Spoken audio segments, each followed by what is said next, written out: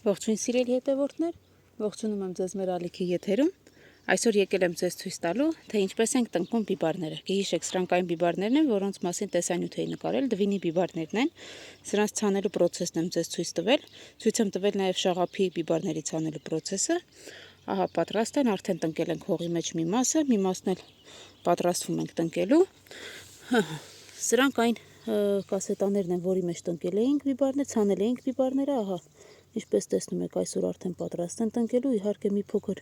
ուշացրել ենք տնկելը, բայց հոգ չէ, քանի որ մեր մոտ անձրևային եղանակներ էր, անձրևով պայմանավորված հողը չէր չորանում եւ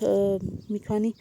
անգամ հողը ստիպված ենք եղել վարելու, որպեսզի հողի վերի մակերևույթը չորանա։ Ուրեմն ինչ կարող եմ ասել բիբարների մասին։ Բիբարները տնկում ենք 20 սանտիմետր հեռավորության վրա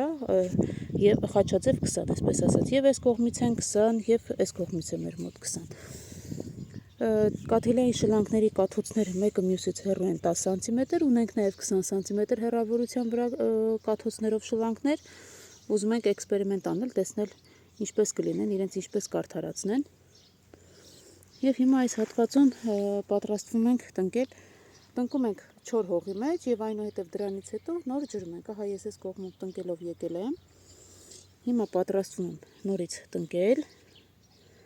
ուրեմն տնկելու համար պարզապես կարող եք ձեռքով կամ որևէ գործիքով մի փոքր փոսիկ անել, եթե հողը փափուկ է, ուղղակի կարող եք ընկղմել հողի մեջ, բայց եթե մեր մոտի նման հողը մի քիչ քարային է, քանի որ մեր մոտ կավ էր,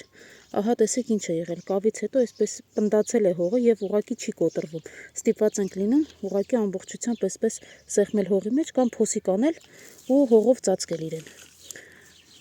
Բայց հիմա ձեզ ցույց կտամ, թե որքան հատվածը պետք է ծածկվի, որտեղ դա շատ կարեւոր է։ Ահա մենք ծածկեցինք միջև շաքիլատերևների հատվածը, ինչպես տեսնում եք, սրանք շաքիլատերևներն են, արդեն պոկվում են։ Շատ կարևոր է, որ շաքիլատերևները մնան հողի մակերևույթին, քանի որ եթե չմնան, այդտեղից կարող է, այսպես ասած, սևատոտիկ ընկնել եւ բիբարը ուղղակի անկում ապրել։ Հիմա ձեզ ցույց տամ այս փոքր կասետաների մեջ, ինչպես են բիբարի արմատները ձևավորվել։ Ահա։ Ինչպես տեսնում եք, բավականին լավ ձևավորված արմատներ ունենք։ Մի փոքր պետք է նախորդ օրը բիբարները ջրել եւ ապա դրանից հետո հաջորդ օրը, որպեսզի այսպեսի խոնավ միջավայր ստեղծվի ու նոր դրանից հետո կարողանանք տնկել։ Ահա հիմա այսպես կասետաների միջից ուղղակի հանում ենք ու տնկում ենք։ Ես մի փոքր փոսիկ կանեմ եւ կտնկեմ։ Բայց եթե հողը փափուկ լիներ, ապա անհրաժեշտություն չէր լինի այսպես փոսիկ անելու, ուղղակի ձեռքով կընկղմեի հողի մեջ։ Այդպիսի մի տեսանյութ էլ ունեմ ջերմոցներում բիբարի տնկման մեթոդների մասին։